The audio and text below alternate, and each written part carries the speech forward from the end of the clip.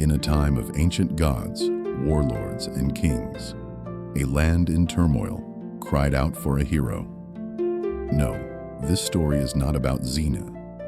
It is the story of the son of Zeus, about the suffering, sins, and atonement of a man who was endowed with the strength of a god, whose name was Hercules. It all began when Zeus, the supreme god of Olympus, took notice of Alcmene, a mortal woman and the wife of a king. Impressed by her beauty and virtue, he took the form of her husband, Amphitryon, and spent the night with her, which lasted 3 days.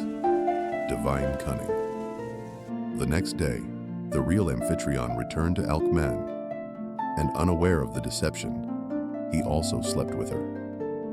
Thus, Alcmene became pregnant with 2 sons, Iphicles, the son of Amphitryon, and Heracles, the son of Zeus. The birth of Heracles was supposed to be glorious. Zeus even promised that the first descendant of Perseus would become ruler. But Hera, Zeus's wife, enraged by the betrayal, did everything she could to break this promise. She ordered the goddess of childbirth to delay Alcmene's delivery, and another woman, Nicippe, to give birth earlier. As a result, Eurystheus became king, weak but legitimate according to God's word and Hera's cunning.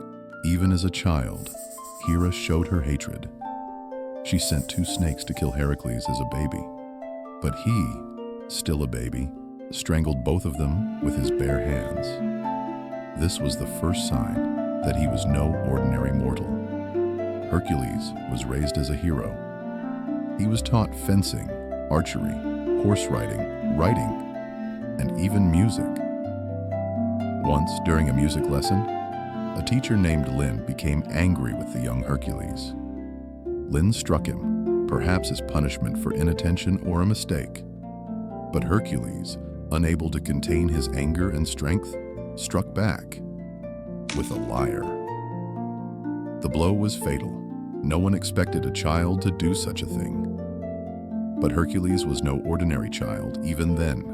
The city court ruled that Heracles' revenge was justified, and to prevent the impetuous young man from making further mistakes, he was sent to the mountains, where he fought bandits and wild animals that terrorized the townspeople, thus gradually gaining a good reputation. Returning to Tiryns, he married Megara and had 3 sons.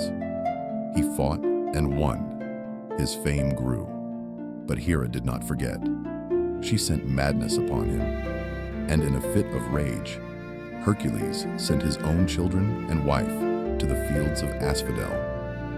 When he came to his senses, he could not believe what he had done. He fell into despair and went in search of purification. He headed to Delphi, a sacred place where Pythia, a priestess of Apollo, gave prophecies. He begged for purification, and he heard the verdict. You have to serve King Eurystheus, the guy you were supposed to replace and do 10 and later 12 labors. Only then would he gain forgiveness and immortality. Thus begins the main part of Heracles' journey. But that is another story. Hercules did not choose his fate, but it was his choices at critical moments that made him a hero. He did not run away from pain, but faced it head on. He made mistakes, but sought redemption. He is not just a warrior. He is a symbol of strength, struggle, and hope. If you like this story, don't forget to subscribe.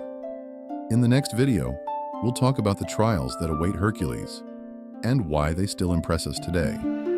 What do you think? Was Hercules a hero or a victim of the gods?